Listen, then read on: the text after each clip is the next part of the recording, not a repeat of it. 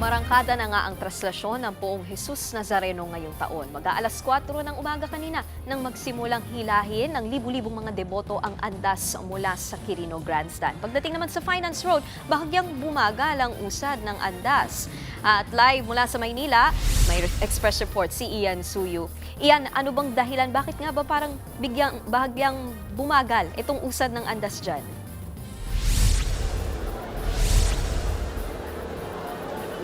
Nikki, nandito nga tayo ngayon sa Quezon Bridge kung saan marami sa mga kapatid nating deboto yung nag-aabang na sa pagdating ng andas. Pero kanina, bahagyang nagkaroon ng pagbabagal sa pag-abante dahil sa ilang mga deboto na pinipilit na umakyat o makalapit doon sa andas. Mula Quirino Grandstand, pasado alas 6 nang naabot na nga ng andas yung bahagi ng Finance Road. Pero kumpara sa naging usad dito kanina, mas bumagal ang andar nito. Marami kasing sumasalubong ng mga deboto sa daan. Ang target nila ay makalapit sa mismong andas at maipunas man lang yung kanilang mga tuwalya o panyo. Yung iba nga sa kanila, inilalapit mismo yung kanilang mga daladalang mga bata o mga anak doon sa andas. Dahil dyan, napaatras abante ng ilang beses ang andas dahil sa dami ng mga sumasalubong. Pasado 7:45 nang makarating na yung andas kanina sa may Ayala Bridge. Kung may mga nakalapit, may iba rin naman na mga sumubok. Yun nga lang, sa gitna ng kanilang pagsubok, yung iba nahirapang huminga, nasugatan, at yung iba napilayan pa nga. Kaya agad silang dinala sa mga DOH stations kung saan may mga malapit na nakatalaga. Karamihan sa mga dinala ay dinadaing yung hirap sa paghinga. May ilan tayong mga nakita kanina, duguan dahil nasiko daw ang muka sa balyahan sa pagitan ng mga deboto. Nikki, kung makikita mo nga ngayon, ito na yung sitwasyon sa Ayala Bridge at yung baba niyan, yung Palangka Street.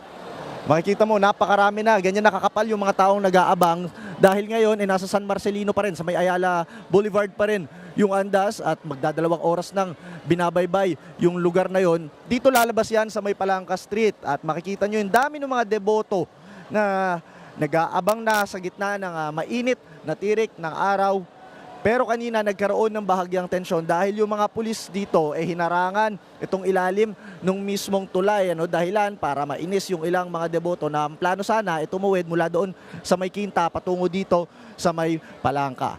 Isa pang napansin natin, Nikki, kanina tuwing dumadaan yung andas, may mga naiiwan na mga basura yung mga deboto natin. Kaya pakiusap nga ng ilang mga organizers, bilang parte na rin ng ating panata na taon-taon na magtungo dito at makapunta sa pista ng Poong Nazareno, sana rin daw maging responsable rin daw sa pagbibitbit ng sariling mga kalat, kagaya na lamang ng pagdadala ng ating mga panalangin palapit sa poon.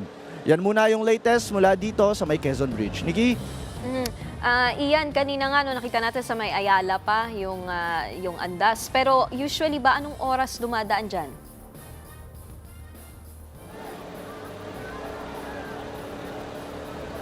Pagdating dito sa Palangka, usually sa mga nagdaan na traslasyon, inaabot ng tanghali talaga ang pagdating dito. Kaya ina-expect rin nung mga deboto na bandang mga pasado alas 11 o alas 12 makakarating na rito yan para makatawid na. Dire-diretso lang pas dito sa may Quinta Market. Nikki? Iyan, saan ka mismo nakapwesto? Sa anong mga nakikita mo? Kasi nga, di ba, naghihintay pa tayo. Mukhang matagal-tagal pa ang paghihintay ng mga deboto dyan. Anong mga dala-dala nila? May mga nagbebenta ba ng mga tubig? Oo, Nikki, hindi lang natin maano ngayon. Sobrang tight nung shot namin dito. Napakasikip kasi nung lugar dito, magkakatabi lahat ng mga media outfits na nagko-cover dito sa may Ayala Bridge. Dahil ito lang yung spasyo na pwede namin puntahan.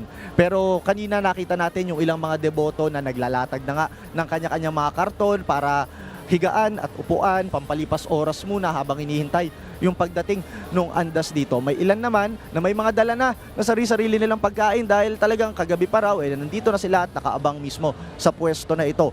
Yung ilan naman nakita natin, may mga cart dito, nagbebenta ng mga street food, mga laman tiyan, panawid lamang sa gutom dahil inaasahan talaga nila na posibleng abutin sila ng gabi o hapon dito sa may Quezon Bridge. Yan ang Express Report ni Ian Suyu. Mga kapatid, Nikki de Guzman po. Para sa pasada ng mga rumaratsyadang balita, mag-follow at mag-subscribe na sa social media pages ng News 5.